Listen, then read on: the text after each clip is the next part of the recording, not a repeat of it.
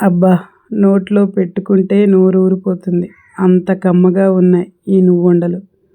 చూస్తుంటే మీకు కూడా ఒకటి తినాలనిపిస్తుందా?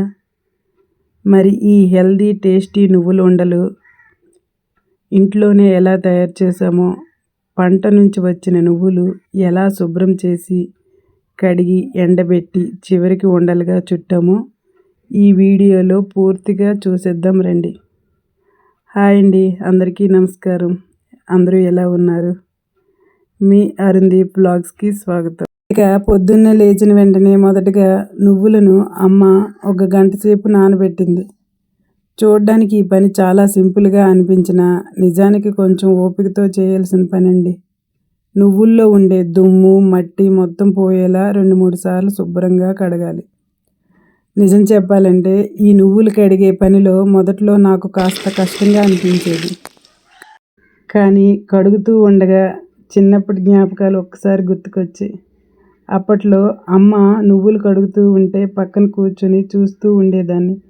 కొన్నిసార్లు అయితే నేను కూడా సహాయం చేస్తానమ్మా అని నీళ్ళు పోస్తూ, నువ్వులు కలుపుతూ చాలా సరదాగా గడిపేదాన్ని. ఇప్పుడు ఎన్నో సంవత్సరాల తర్వాత మళ్ళీ అమ్మతో కలిసి ఇదే పని చేస్తుంటే ఆ రోజులు ఒక్కసారిగా కళ్ళ ముందుకు వచ్చినట్టు అనిపించాయి. చిన్నప్పుడు చేసిన పనులు ఇప్పుడు చేయడం, అప్పట్లో అమ్మకి హెల్ప్ చేయాలనుకున్నా చేయలేకపోవడం, ఇప్పుడు మళ్ళీ అమ్మతో అలా సరదాగా నువ్వులు కడిగి ఆ ప్రాసెస్, ఆ పద్ధతి చాలా హ్యాపీగా అనిపించింది. కొన్ని పనులు కేవలం పని మాత్రమే కాదండి, మన చిన్ననాటి జ్ఞాపకాలని మళ్ళీ గుర్తు చేసే అందమైన క్షణాలు కూడా. ఏమంటారు? నాకు మాత్రం ఈ నువ్వులు కడిగే ప్రక్రియ నాకు అలాంటి అనుభూతినే ఇచ్చింది. ఇలా నువ్వులు కడుగుతున్నప్పుడు అమ్మ పాత రోజుల గురించి చెప్తుంటే చాలా ఆసక్తిగా అనిపించింది.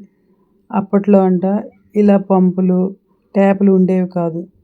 నువ్వుల్ని కొంచెం కొంచెంగా పెద్ద పాత్రలో వేసుకొని చెరువుల దగ్గరికి, కోనేరులు, నుయ్యిల దగ్గరికి వెళ్ళి శుభ్రం చేసేవారంట. నీటి ఒడ్డున నువ్వుల్లో తేలియాడే ఆ చెత్త అంతా కొన్ని గంటల తరబడి కడిగేవారంట. ఆ రోజుల్లో పని ఎంత కష్టంగా ఉన్నా అందరూ కలిసి చేసేవారు కనుక ఆనందంగా అనిపించేదని అమ్మ చెప్పింది.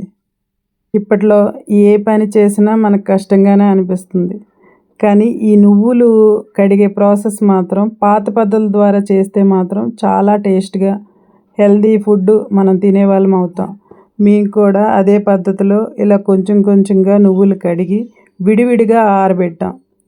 అలా ఎందుకు చేసామంటే మనం మొదట కడిగే నువ్వుల్లో పొట్టు ఎక్కువ ఉంటుంది, చివరిగా కడిగే నువ్వుల్లో పొట్టు తక్కువగా ఉంటుంది. ఇలా విడివిడిగా ఎండబెట్టిన తర్వాత దాని పొట్టు వేరు చేయడం చాలా ఈజీ అవుద్ది. నేను మాత్రం కొంచెం పొట్టు ఎక్కువ ఉండే ప్రాసెస్ చేశాను. ఎందుకంటే మనం నువ్వులు ఉండలు చేసేటప్పుడు చాలా టేస్ట్గా ఉంటుంది, హెల్తీగా కూడా ఉంటుంది. ఇలా 1 కేజీ నువ్వులకి అరకిలో తినే బెల్లం తీసుకున్నాను. అంటే కుండ బెల్లం ఉంటుంది కదా, సో ఆ బెల్లం, లేదు అనుకున్న నార్మల్ బెల్లమైనా తీసుకోవచ్చు. అది ఉప్పు లేని బెల్లం అయితే బాగుంటుంది. ఇలా గ్లాసుడు గోరువెచ్చని పాలు తీసుకున్నా. అయితే నువ్వులని కొంచెం దోరగా వేయించి మిక్సీలో కొంచెం బరకగా పట్టుకోండి. తర్వాత ఇలా బెల్లాన్ని తురుము తీసుకొని కొంచెం గోరువెచ్చని పాలతో ఇలా మొత్తానికి బాగా కలపండి. కొంచెం కొంచెంగా పాలు వేస్తూ బాగా మిక్స్ చేయాలి. దానివల్ల ఏమవుతుందంటే నువ్వులు, బెల్లం బాగా కలిసి ఉండ చాలా టేస్ట్ అవుతుంది. యాక్చువల్గా నేను వంటలు చేసేటప్పుడు ప్రాసెస్లోనే చాలా ఎక్కువగా కొంచెం కొంచెంగా తినేటట్టు కనిపిస్తాను. నువ్వు ఉండలు చేసిన వెంటనే ఒక 2 days 3 daysలో హాఫ్ డబ్బా అయిపోద్ది. అంతగా ఇష్టంగా తింటారు ఇంట్లో. ఎవ్రీడే కంపల్సరీ మా ఫ్యామిలీ మెంబర్స్లో ఈ ఉండలు కంపల్సరీ తింటారు. అంత ఇష్టం. యాక్చువల్గా కొన్ని దానికన్నా ఇలా చేసే పద్ధతిలోనే వాళ్ళు ఎక్కువ తింటారు. నేను ఇలా ఒక్కొక్క డబ్బాలో స్టోర్ చేసి పెడతాను.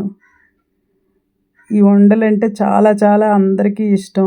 నెక్స్ట్ ఫుడ్ చేసిన వెంటనే ఈ వండ తిన్న తర్వాత చాలా హెల్తీగా అనిపిస్తుంది. కంపల్సరీ మీరు ట్రై చేయండి, మీకు కూడా నచ్చుతుంది. చూస్తుంటే నోరు ఊరుతుంది కదా. ఈ ప్రాసెస్లో ఎక్కువ వండలు నేనే తినేటట్టు మీకు కనిపిస్తుంది, కానీ చేసేటప్పుడే నేను కొంచెం కొంచెంగా టేస్ట్ చేస్తాను. తర్వాత మాత్రం నేను టేస్ట్ చేద్దామన్నా అవి కనిపించవు. అంత నచ్చుతాయి వాళ్ళకి. ఇలా ఉండలన్నీ చుట్టి డబ్బాలో స్టోర్ చేసే లోపే చాలా త్వరగా అయిపోతాయి. అంత ఇష్టంగా తింటారు. మీరు కూడా తప్పకుండా ట్రై చేయండి.